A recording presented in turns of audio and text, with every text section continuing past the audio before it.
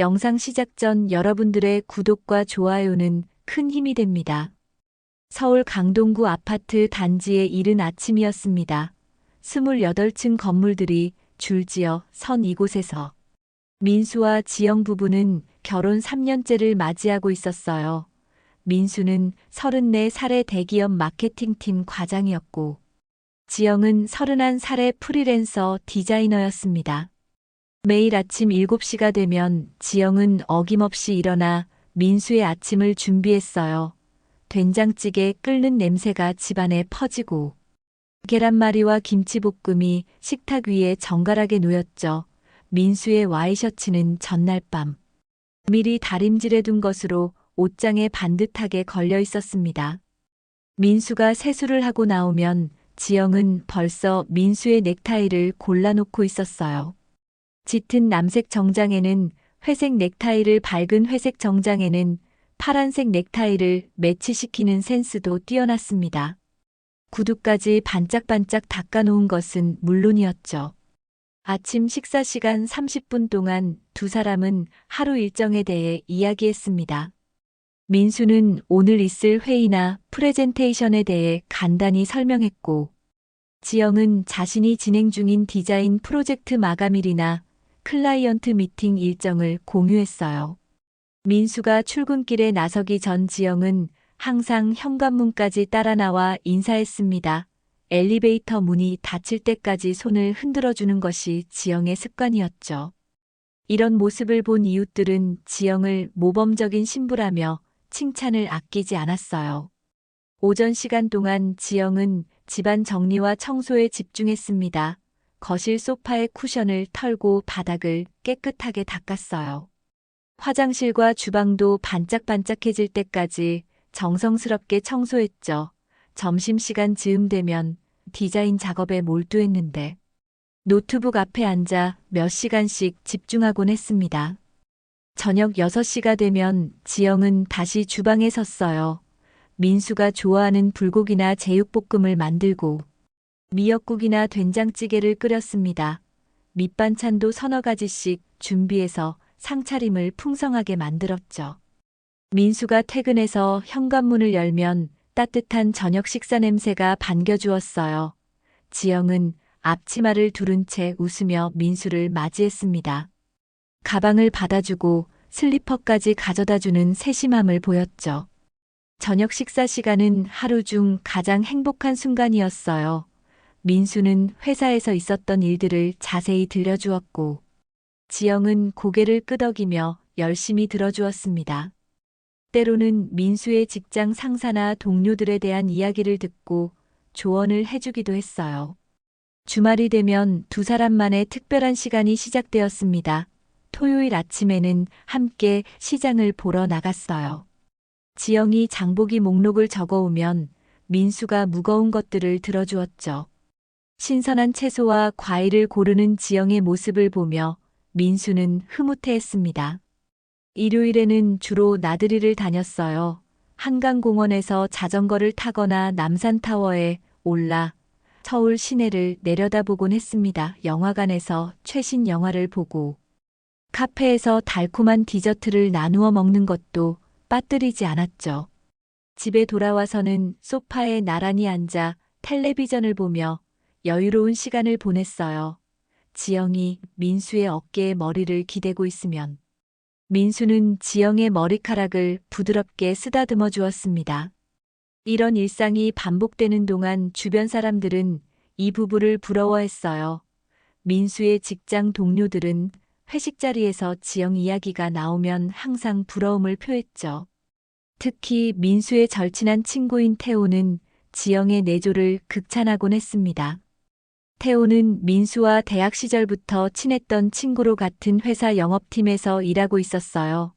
태호 역시 2년 전에 수진과 결혼했지만 두 사람의 결혼 생활은 민수 부부와는 사뭇 달랐습니다.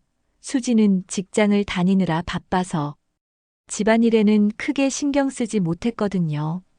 회식 자리에서 태호는 종종 말했습니다. 민수 너는 정말 복 받았구나. 지영이처럼 완벽한 아내 어디서 또 찾겠냐. 우리 수지는 집에 와도 피곤하다며 바로 잠들어 버린다니까. 지영 역시 친구들 사이에서는 이상적인 아내로 통했습니다. 결혼한 친구들이 남편과의 갈등을 토로할 때 지영은 조용히 들어만 주었어요. 자신은 그런 문제가 없다는 듯이 미소만 지었죠. 미혼인 친구들은 지영을 보며 자신도 그런 결혼 생활을 꿈꾼다고 말하곤 했습니다. 어느 화요일 저녁이었습니다. 민수가 평소보다 일찍 집에 돌아왔는데 지영이 화장을 하고 있었어요. 평상시라면 집에서 간편한 옷차림으로 있어야 할 시간인데 지영은 외출복을 입고 립스틱까지 바르고 있었습니다. 민수가 물어보자 지영은 대학 동기를 만나러 간다고 답했어요. 그날 이후로 지영의 외출 횟수가 늘어나기 시작했습니다. 일주일에 한두 번이던 외출이 사나흘에 한 번씩으로 바뀌었어요. 처음에는 친구들과의 모임이라고 했고, 때로는 클라이언트와의 미팅이라고 설명했습니다. 민수는 지영이 사회 활동을 늘려가는 것이라고 생각했죠. 하지만 점점 이상한 점들이 눈에 띄기 시작했어요. 지영이 외출할 때 입는 옷차림이 예전보다 신경을 많이 쓴 것 같았습니다. 평소에는 잘하지 않던 진한 화장도 하고 향수도 평소보다 많이 뿌리고 나갔어요. 새로 산 원피스나 블라우스를 입고 나가는 일도 잦아졌습니다. 외출 시간도 길어졌어요. 예전에는 저녁 7시에 나가서 9시면 돌아왔는데 이제는 10시나 11시에 들어오는 경우가 많았습니다. 심지어 자정이 넘어서 돌아오는 날도 있었어요. 지영은 항상 친구들과 수다를 떨다 보니 시간 가는 줄 몰랐다고 말했죠. 민수가 누구를 만나고 왔냐고 물어보면 지영은 대충 대답하거나 화제를 돌리려고 했어요. 예전에는 만난 친구들 이야기를 자세히 해주던 지영이 점점 말수가 줄어들었습니다. 어디 갔냐는 질문에도 그냥 친구들이랑 카페에서 수다 떨었다거나 쇼핑을 했다는 식으로 간단히 답변했어요. 더욱 이상한 것은 지영이 집에 돌아왔을 때의 모습이었습니다. 예전 같았으면 외출 후에도 깔끔한 모습으로 돌아왔는데 이제는 머리가 조금 흐트러져 있거나 화장이 번져 있는 경우가 있었어요. 옷에서도 낯선 냄새가 풍겼습니다. 처음에는 담배 냄새였어요. 지영은 담배를 피우지 않는데 옷에서 담배 냄새가 났습니다. 민수가 물어보자. 지영은 친구 중에 담배 피우는 사람이 있어서 그런 것 같다고 대답했죠. 하지만 냄새가 너무 진해서 단순히 옆에 있었던 것만으로는 설명이 안 되는 수준이었어요. 어느 날 밤에는 지영에게서 남성용 향수 냄새가 났습니다. 민수가 사용하지 않는 브랜드의 향수였어요. 지영이 사용하는 여성용 향수와는 확연히 다른 향이었죠. 민수가 이상하다는 표정을 짓자 지영은 백화점에서 향수를 시향해봤다고 둘러댔습니다. 집안에서의 지영의 태도도 달라졌어요. 예전에는 민수가 퇴근하면 현관까지 나와서 반갑게 맞이했는데 이제는 소파에 앉아 있거나 방에 있으면서 그냥 소리로만 인사했습니다. 저녁 준비도 예전만큼 정성스럽지 않았어요. 간단한 반찬 몇 개로 대충 차리거나 아예 배달 음식을 시키는 경우도 늘어났습니다. 민수와의 대화 시간도 줄어들었어요.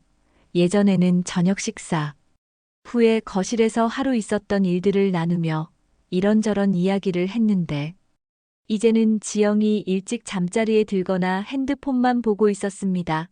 민수가 말을 걸어도 건성으로 대답하는 경우가 많았죠. 주말에도 변화가 있었어요. 예전에는 토요일이나 일요일에 함께 나들이를 다니는 것이 당연했는데 이제는 지영이 주말에도 약속이 있다며 외출하는 일이 잦아졌습니다. 민수 혼자 집에 남겨지는 경우가 늘어났어요. 민수는 처음에는 지영이 사회생활을 활발하게 하는 것이라고 생각하려 했습니다. 결혼 후 집에만 있던 지영이 밖으로 나가서 사람들을 만나는 것이 나쁘지 않다고 스스로를 달랬어요. 하지만 시간이 지날수록 뭔가 다른 느낌이 들었습니다. 지영의 핸드폰 사용 패턴도 바뀌었어요. 예전에는 집에서 핸드폰을 거실 테이블 위에 두고 다녔는데, 이제는 항상 손에 들고 다니거나 주머니에 넣고 다녔습니다. 문자나 전화가 오면 재빨리 받거나 다른 방으로 가서 통화했어요. 민수가 옆에 있을 때 핸드폰에 연락이 오면 지영은 화면을 민수가 보지 못하게 가렸습니다. 예전에는 누구에게서 연락이 왔는지 자연스럽게 얘기했는데, 이제는 그런 일이 거의 없었어요. 핸드폰 화면도 항상 엎어두거나 멀리 둬서 민수가 볼 수 없게 했습니다. 민수는 더 이상 이런 상황을 방관할 수 없다고 느꼈습니다. 지영의 변화가 단순한 사회활동 확대라고 믿기에는 너무 많은 의구심이 쌓여 있었어요. 무엇보다 지영이 거짓말을 하고 있다는 확신이 들었습니다. 어느 금요일 밤이었어요. 지영이 또다시 친구들과 만난다며 외출했는데, 민수는 우연히 지영이 말했던 친구에게 전화를 걸어봤습니다. 대학 동기인 수연이었는데, 수연은 오늘 지영을 만나지 않았다고 말했어요. 오히려 지영과는 한 달 넘게 연락을 못했다고 했습니다. 그날 밤 지영이 돌아왔을 때 민수는 조심스럽게 물어봤어요. 수연이는 어떻게 지내냐고 묻자, 지영은 잠시 당황하는 기색을 보였습니다. 그리고는 바쁘다고 하더라며 얼버무렸죠. 민수는 그 순간 지영이 거짓말을 하고 있다는 것을 확실히 알았어요. 주말 동안 민수는 심각하게 고민했습니다. 아내를 의심한다는 것 자체가 괴로웠지만 현실을 외면할 수는 없었어요. 무엇보다 진실을 알고 싶었습니다. 월요일이 되자 민수는 결심을 굳혔어요. 회사 동료 중에 이혼 경험이 있는 선배가 있었습니다. 김 부장이라는 분이었는데, 민수는 점심시간에 그분께 조심스럽게 물어봤어요. 혹시 사설 탐정을 추천해달라고 했습니다. 김 부장은 민수의 표정을 보더니 자세한 질문은 하지 않고 명함 한 장을 건네주었어요. 그날 오후 민수는 탐정 사무소에 전화를 걸었습니다. 목소리가 떨렸지만 최대한 차분하게 상황을 설명했어요. 상담을 받고 싶다고 했더니 내일 오후에 사무실로 오라고 하더군요. 화요일 오후 민수는 회사에서 일찍 빠져나와 탐정 사무소로 향했습니다. 을지로에 있는 오래된 건물 4층에 위치한 작은 사무실이었어요.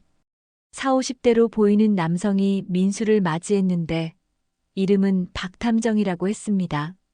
박탐정은 민수의 상황을 자세히 들어본 후 일주일 정도면 결과를 알 수 있을 거라고 했어요.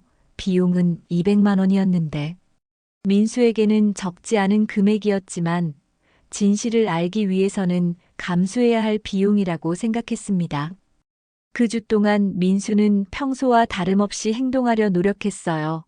지영 앞에서 의심스러운 기색을 보이지 않으려고 애썼습니다. 하지만 속으로는 초조함과 불안감이 계속 커져갔어요. 혹시 자신의 의심이 맞는 것은 아닌지 두려웠습니다. 지영은 그 주에도 평소와 다름없이 외출을 계속했어요. 화요일과 목요일 저녁에 나갔다가 늦게 들어왔습니다. 토요일에는 오후부터 나가서 밤늦게 돌아왔어요. 민수는 지영의 일거수일투족을 유심히 관찰했지만 딱히 새로운 발견은 없었습니다. 일주일 후 박탐정으로부터 연락이 왔어요. 결과가 나왔으니 사무실로 와달라는 내용이었습니다. 민수는 가슴이 두근거렸지만 회사를 조퇴하고 탐정 사무소로 향했어요. 박탐정은 민수를 보자마자 무거운 표정을 지었습니다. 그리고 책상 위에 봉투 하나를 올려놓았어요. 안에는 여러 장의 사진들이 들어있었습니다. 민수는 떨리는 손으로 사진들을 하나씩 꺼내봤어요. 첫 번째 사진에서 민수는 충격을 받았습니다. 지영이 남성과 함께 걸어가는 모습이었는데 그 남성이 다름 아닌 태호였어요. 민수의 절친한 친구이자 회사 동료인 태호 말입니다. 두 사람은 손을 잡고 있었고 표정도 연인처럼 다정해 보였어요. 두 번째 사진은 더욱 충격적이었습니다. 태호와 지영이 놀이공원에서 데이트를 즐기고 있는 모습이었어요. 회전 목마를 타면서 웃고 있는 두 사람의 모습은 마치 신혼부부 같았습니다. 지영이 입고 있는 옷은 민수가 선물로 사준 원피스였어요. 세 번째 사진부터는 더욱 적나라했습니다. 태호와 지영이 모텔 앞에서 찍힌 사진이었어요. 함께 들어가는 모습과 2시간 후 나오는 모습까지 모두 찍혀 있었습니다. 변명의 여지가 전혀 없는 결정적인 증거들이었죠. 민수는 사진을 보는 내내 손이 떨렸습니다. 머리가 하얘지면서 현실감이 사라지는 느낌이었어요. 자신이 가장 믿었던 두 사람이 자신을 배신하고 있다는 사실이 믿어지지 않았습니다. 박탐정은 민수의 상태를 보더니 물 한 잔을 가져다 주었어요. 그리고 조용한 목소리로 말했습니다. 일주일 동안 추적한 결과 두 사람이 만난 것은 총 4차례였고 그중 3번은 모텔에 들렀다고 했어요. 더욱 충격적인 것은 태호와 지영의 불륜이 이미 2달 전부터 시작되었다는 사실이었습니다.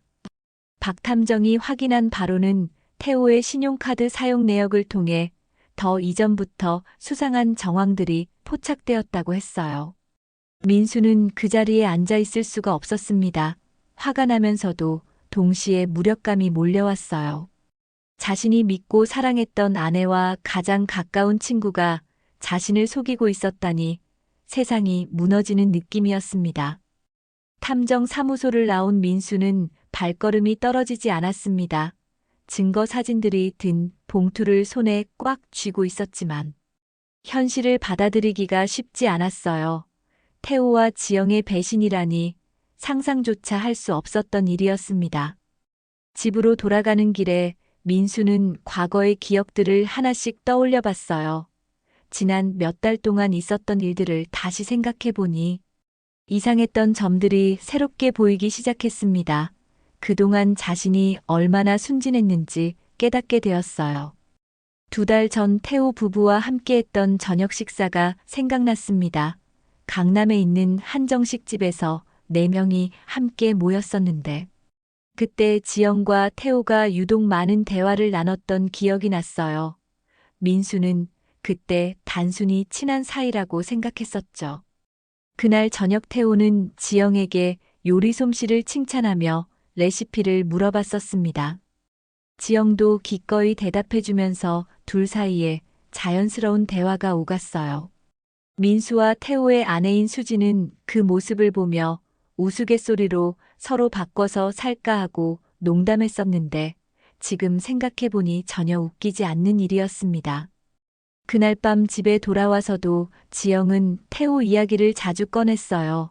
태호가 얼마나 재미있는 사람인지, 태호가 회사에서 얼마나 인정받고 있는지에 대해 이야기했습니다.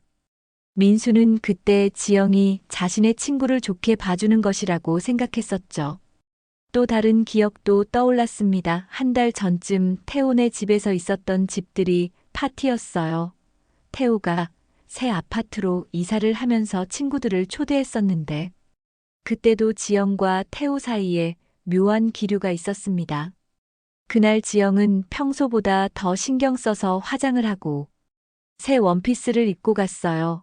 태호네 집에 도착해서도 지영은 태호와 함께 집 구경을 하며 인테리어에 대해 긴 시간 대화를 나눴습니다. 민수는 수진과 함께 거실에서 맥주를 마시며 기다리고 있었죠. 파티가 끝나고 집에 돌아오는 길에 지영은 태호의 새 집이 얼마나 멋있는지에 대해 계속 이야기했어요. 특히 태호가 인테리어 센스가 뛰어나다며 감탄했습니다. 심지어 우리 집도 태호처럼 꾸며보면 어떻겠냐고 제안하기까지 했어요. 그때부터였을까요? 지영이 태호에 대한 이야기를 자주 꺼내기 시작했던 것 같습니다. 회사에서 태호가 어떤 일을 하고 있는지, 태호의 취미는 무엇인지에 대해 민수에게 자주 물어봤어요. 민수는 그저 친구에 대해 관심을 갖는 것이라고 생각했었습니다. 더 거슬러 올라가서 생각해보니 3달 전 회사 야유회에서도 이상한 점이 있었어요. 그날은 직원 가족들도 함께 참석하는 행사였는데 지영도 민수와 함께 갔었습니다. 야유회장에서 지영과 태호가 함께 사진을 찍는 모습을 봤었는데, 당시에는 아무 생각 없이 넘어갔었죠. 그런데 지금 생각해보니 그때 두 사람의 표정이나 몸짓이 좀 어색했던 것 같아요. 마치 서로를 의식하고 있는 듯한 느낌이었는데, 민수는 그때 그런 세부 사항들을 놓쳤던 겁니다. 야유회가 끝나고 집에 돌아와서 지영은 태호가 정말 좋은 사람인 것 같다고 말했어요. 민수에게 태호 같은 친구가 있어서 부럽다고도 했습니다. 그때 민수는 아내가 자신의 친구를 인정해주는 것 같아서 기뻤었는데, 이제 와서 생각해보니 그게 아니었던 거죠. 핸드폰 메시지 내역도 떠올랐습니다. 한 달 전쯤부터 지영이 핸드폰을 받을 때 다른 방으로 가거나 화면을 가리는 일이 많아졌었어요. 그리고 문자 소리가 오면 재빨리 확인하고는 웃음을 짓기도 했습니다. 어느 날은 지영이 화장실에 갔을 때 테이블 위에 놓인 핸드폰에서 문자 알림음이 울렸어요. 민수가 무심코 보니 태호라는 이름이 화면에 떠 있었습니다. 내용은 볼 수 없었지만 태호가 지영에게 개인적으로 연락을 하고 있다는 것을 그때 처음 알았어요. 민수는 그때 왜 태호가 지영에게 직접 연락하는지 의아했었습니다. 보통은 친구의 아내에게 개인적으로 연락할 일이 없는데 말이죠. 하지만 민수는 별 생각 없이 넘어갔었어요. 혹시 회사 일이나 모임 관련 연락일 거라고 생각했었습니다. 이제 모든 퍼즐 조각들이 맞춰지고 있었어요. 지영의 갑작스러운 외출 증가, 화장과 옷차림에 신경 쓰기 시작한 것. 핸드폰을 항상 가지고 다니는 것, 늦은 시간 귀가. 그리고 태호와의 개인적인 연락까지 모든 것이 연결되고 있었습니다. 민수는 자신이 얼마나 바보였는지 깨달았어요. 가장 가까운 사람들이 자신을 속이고 있는 동안 자신만 아무것도 모르고 있었던 겁니다. 배신감과 분노가 동시에 밀려왔지만 무엇보다 자신에 대한 실망감이 컸어요. 민수는 그날 밤 잠을 이룰 수 없었습니다. 침대에 누워있지만 머릿속은 복잡했어요. 탐정이 건네준 사진들이 계속 떠올랐고 지영과 태호의 배신이 현실로 다가왔습니다. 더 이상 이 상황을 방치할 수는 없다고 판단했어요. 다음 날 아침 지영이 평소와 다름없이 아침 준비를 하는 모습을 보며 민수는 소름이 돋았습니다. 마치 아무 일도 없었던 것처럼 행동하는 지영의 모습이 낯설게 느껴졌어요. 이제는 지영의 모든 행동이 연기처럼 보였습니다. 회사에 도착한 민수는 가장 먼저 해야 할 일이 무엇인지 생각해 봤어요. 감정적으로 대응하기보다는 법적으로 확실한 준비를 해야 한다고 결심했습니다. 점심시간에 민수는 인터넷 검색을 통해 이혼 전문 변호사를 알아봤어요. 서울 강남구에 위치한 법무법인 중에서 이혼 소송 승률이 높고 경험이 풍부한 곳을 찾았습니다. 리뷰들을 읽어보니 상간소송까지 함께 진행할 수 있는 곳이 있더군요. 민수는 당일 오후 상담 예약을 잡았습니다. 변호사 사무실은 30층 고층 빌딩 20층에 위치해 있었어요. 깔끔하게 정리된 사무실 안에는 법률 서적들이 빼곡히 꽂혀 있었습니다. 이혼 전문 변호사인 박 변호사는 50대 초반의 차분한 인상을 가진 분이었어요. 민수는 떨리는 목소리로 자신의 상황을 설명했습니다. 결혼 3년 차인 아내가 자신의 절친한 친구와 불륜을 저지르고 있다는 사실을 탐정을 통해 알게 되었다고 했어요. 박 변호사는 민수의 이야기를 차분하게 들어주었습니다. 그리고 민수는 탐정이 준 봉투를 꺼내 책상 위에 올려놓았어요. 박 변호사는 사진들을 하나씩 자세히 살펴봤습니다. 지영과 태호가 손을 잡고 걷는 모습, 놀이공원에서 데이트하는 모습, 그리고 모텔 출입 장면까지 모든 증거들을 꼼꼼히 검토했어요. 박 변호사는 사진들을 다 본 후 고개를 끄덕였습니다. 이 정도면 불륜의 증거로는 충분하다고 말했어요. 특히 모텔 출입 사진과 친밀한 스킨십 장면들은 법정에서 결정적인 증거가 될 수 있다고 설명했습니다. 변호사는 민수에게 두 가지 방향으로 소송을 진행할 수 있다고 말했어요. 첫째는 지영을 상대로 한 이혼 소송이고, 둘째는 태호를 상대로 한 상간 소송이었습니다. 두 소송을 동시에 진행하면 더욱 효과적일 것이라고 조언했어요. 상간 소송의 경우 태호에게 위자료를 청구할 수 있고, 금액은 보통 3천만 원에서 5천만 원 선이라고 했습니다. 태호의 경제적 능력과 불륜의 정도를 고려해서 결정된다고 설명했어요. 민수는 금액보다도 태호가 대가를 치르는 것이 중요하다고 생각했습니다. 이혼 소송의 경우에는 지영의 귀책 사유가 명백하기 때문에 재산 분할이나 위자료 면에서 민수에게 유리할 것이라고 했어요. 특히 민수가 혼인 기간 중 취득한 재산의 대부분을 가져갈 수 있을 거라고 예상했습니다. 박 변호사는 소송 전략에 대해서도 설명했어요. 먼저 내용 증명을 통해 지영과 태호에게 불륜 사실을 통보하고 합의를 종용할 것이라고 했습니다. 만약 합의가 이루어지지 않으면 정식으로 소송을 제기하겠다고 했어요. 민수는 합의할 생각이 전혀 없다고 단호하게 말했습니다. 지영과 태호가 저지른 배신을 절대 용서할 수 없고 법적으로 확실한 책임을 묻고 싶다고 했어요.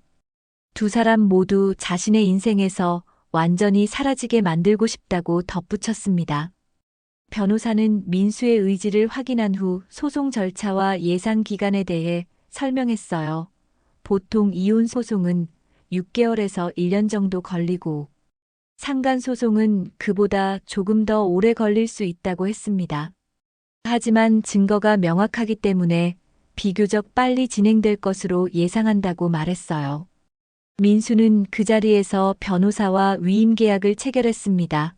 박 변호사는 일주일 내에 내용 증명을 발송하고 본격적인 소송 준비에 들어가겠다고 약속했어요. 그리고 소송 기간 중에는 지영과 직접적인 대화나 접촉을 피하라고 조언했습니다. 사무실을 나서면서 민수는 마음이 한결 가벼워진 느낌이었어요. 이제 더 이상 혼자 괴로워할 필요가 없었습니다. 법적인 절차를 통해 정당하게 문제를 해결할 수 있게 되었으니까요. 지영과 태호는 곧 자신들이 저지른 일의 대가를 치르게 될 것이었습니다. 변호사 사무실을 나온 민수는 한 가지 더 해야 할 일이 있다고 생각했습니다. 태호의 아내인 수진에게 진실을 알려야 한다는 것이었어요. 수진 역시 자신과 마찬가지로 배신당한 피해자였기 때문입니다. 수진과는 두 부부가 함께 모일 때마다 만나왔기 때문에 어느 정도 친분이 있었어요. 수진은 30살로 은행에서 일하는 성실한 여성이었습니다. 태호와 결혼한 지 2년이 되었고 평소에도 남편을 많이 신뢰하는 편이었죠. 민수는 수진에게 개인적으로 연락을 취했습니다.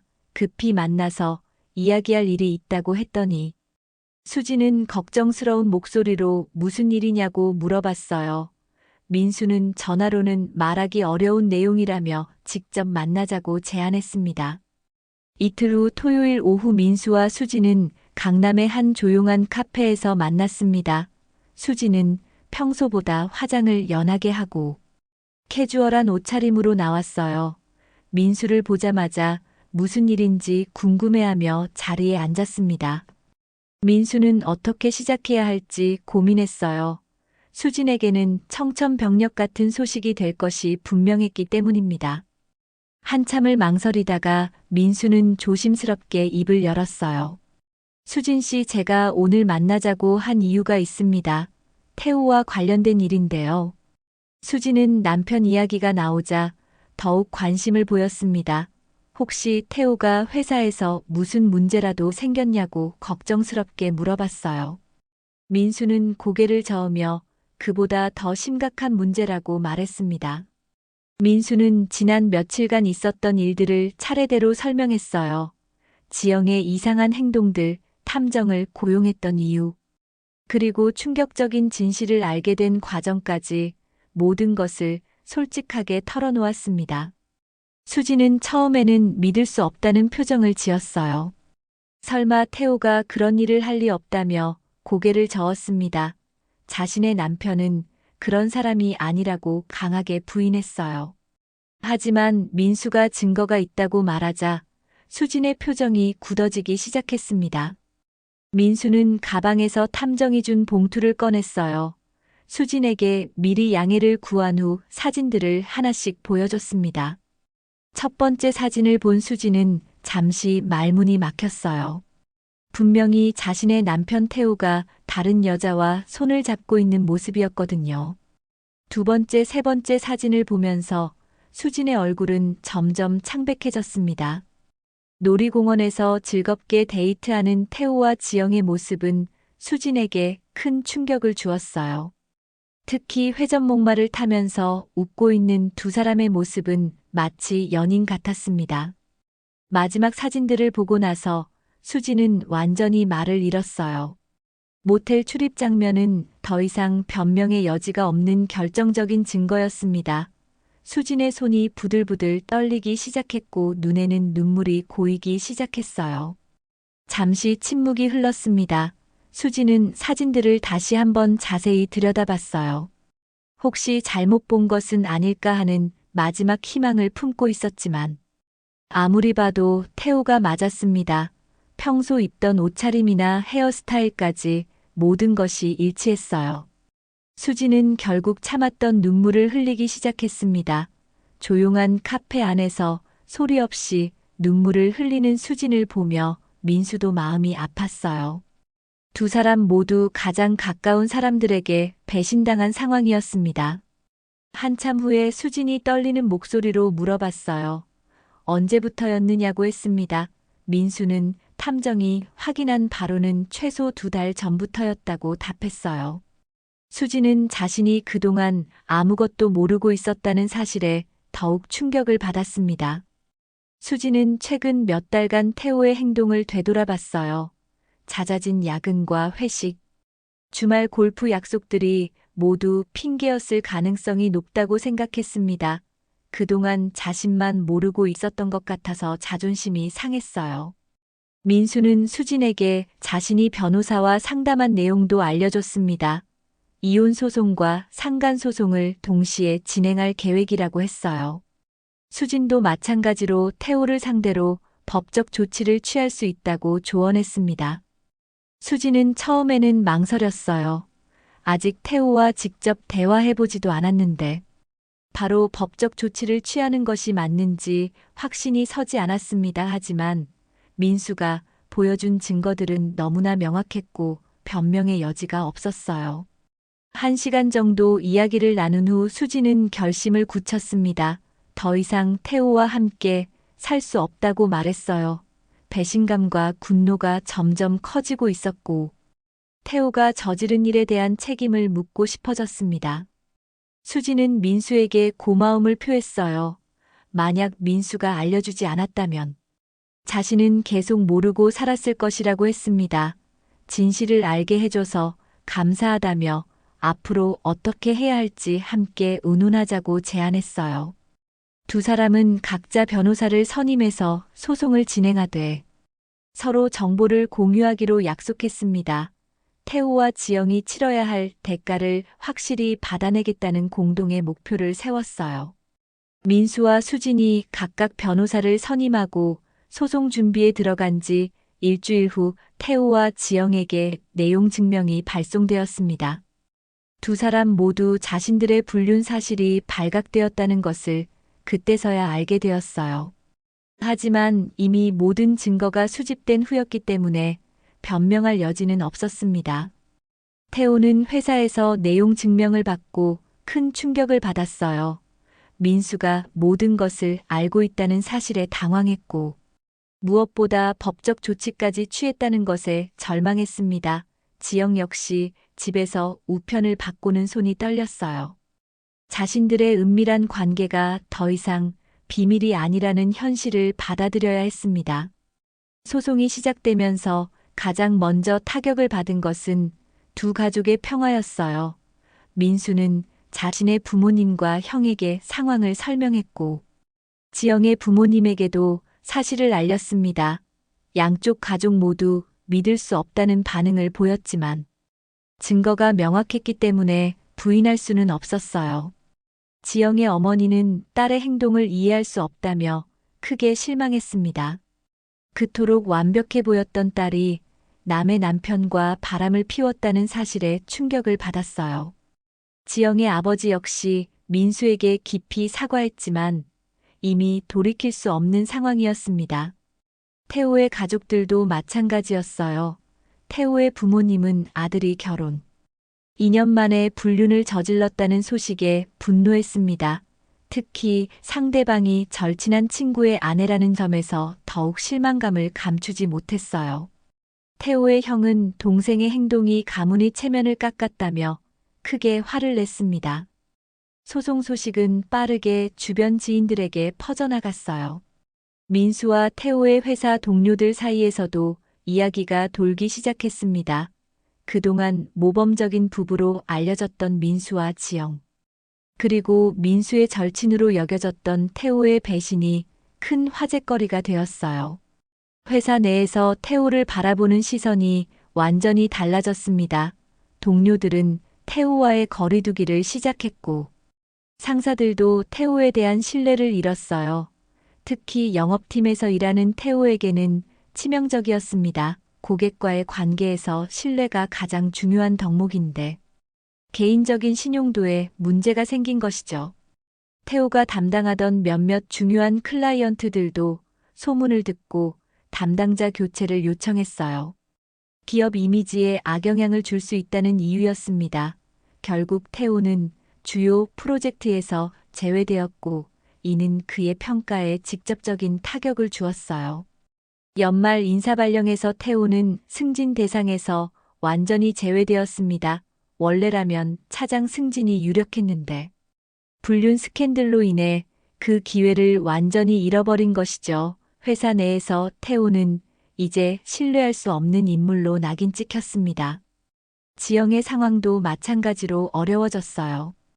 프리랜서 디자이너로 일하던 지영은 주로 지인들의 소개로 일감을 받아왔는데 불륜 소식이 퍼지면서 일이 끊기기 시작했습니다.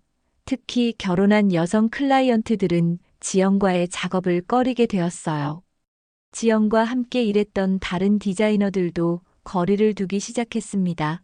디자인 업계는 생각보다 좁은 세계라서 소문이 빨리 퍼졌어요. 지영의 평판이 나빠지면서 새로운 프로젝트 의뢰도 들어오지 않았습니다. 결혼식 촬영이나 가족 사진 작업 같은 경우에는 더욱 타격이 컸어요. 행복한 가정을 상징하는 작업들인데 불륜으로 가정을 파탄낸 사람에게 맡기고 싶어하는 고객은 없었습니다.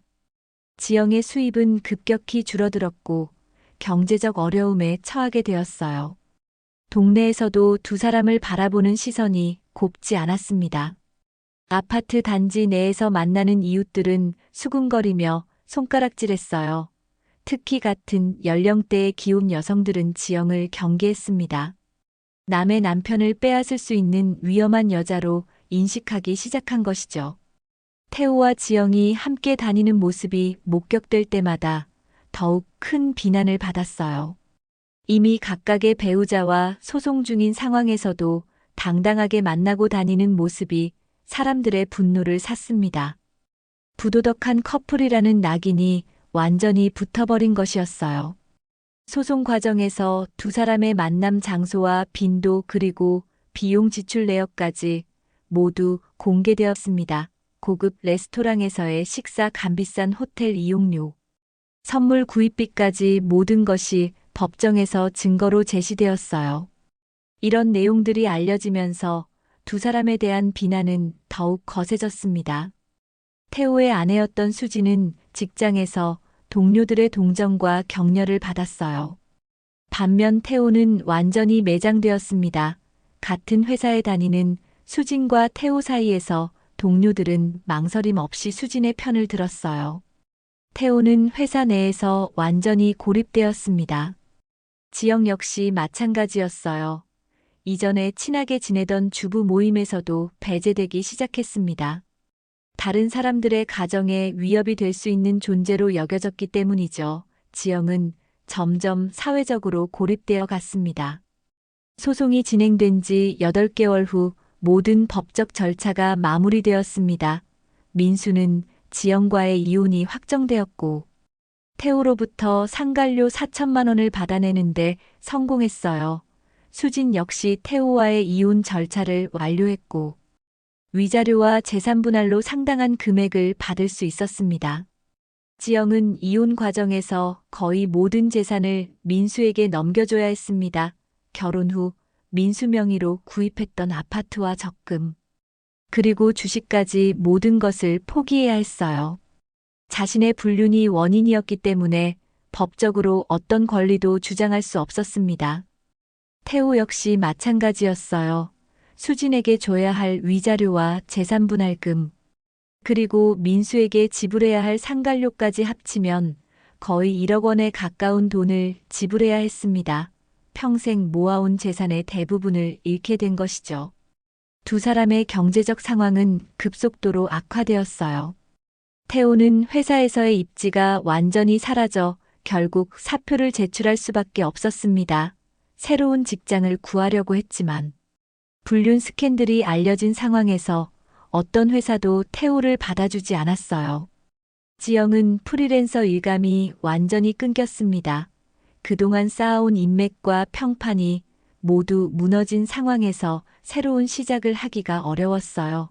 생활비를 벌기 위해 편의점, 아르바이트나 배달일까지 해야 하는 처지가 되었습니다. 태호와 지영은 각자의 이혼이 확정된 후에도 관계를 이어가려고 했어요.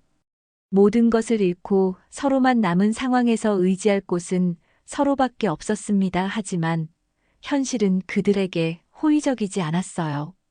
두 사람이 함께 거주할 집을 구하는 것도 쉽지 않았습니다. 집주인들은 불륜 커플이라는 소문을 듣고 임대를 거부하는 경우가 많았어요. 겨우 구한 집은 변두리의 작은 원룸이었는데 이전에 넉넉했던 생활과는 천지 차이였습니다. 경제적 어려움 때문에 두 사람 사이에도 갈등이 생기기 시작했어요. 태호는 일자리를 구하지 못해 스트레스를 받았고 지영은 생계를 위해 몸을 혹사시키며 일해야 했습니다. 사랑 때문에 모든 것을 포기했다고 생각했지만 현실의 무게는 감당하기 어려웠어요. 주변 사람들의 시선도 여전히 차가웠습니다. 동네에서 만나는 사람들은 두 사람을 보며 수군거렸고 가게에서 물건을 살 때도 불편한 시선을 감수해야 했어요. 아이들까지도 부모들로부터 저 사람들은 나쁜 사람들이라는 이야기를 들었는지 피해 다니는 경우가 많았습니다. 회사에서의 민수는 오히려 동료들의 동정과 격려를 받았습니다. 불쌍한 피해자라는 인식 때문에 사람들이 더욱 따뜻하게 대해줬어요. 승진 기회도 늘어났고 새로운 프로젝트에 참여할 기회들이 많아졌습니다. 수진 역시 마찬가지였어요. 직장에서 동료들의 지지를 받으며 일에 더욱 집중할 수 있게 되었습니다. 이혼 과정에서 받은 재산분할금으로 경제적 여유도 생겼고 새로운 인생 설계를 할 수 있게 되었어요. 대신 민수와 수진은 각자의 상처를 치유하며 독립적인 삶을 살아가기로 했어요. 민수는 그동안 미뤄왔던 해외 출장이나 취미 생활에 관심을 갖기 시작했습니다. 수진은 승진을 위한 공부를 시작하며 커리어에 더욱 집중했어요. 1년이 지난 후 민수는 회사에서 과장으로 승진했습니다.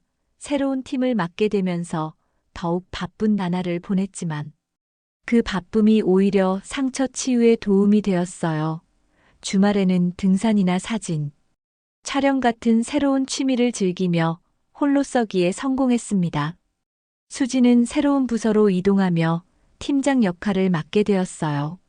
일에 대한 열정과 능력을 인정받아 연봉도 크게 올랐습니다. 친구들과 여행을 다니거나 문화활동을 즐기며 이전보다 더 풍요로운 삶을 살게 되었어요.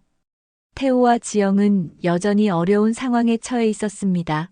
태호는 결국 일용직 일자리를 전전하며 생계를 이어가고 있었고, 지영은 청소용역 일을 하며 하루하루를 버티고 있었어요. 두 사람 모두 이전의 안정적인 생활을 그리워했지만 되돌릴 수는 없었습니다.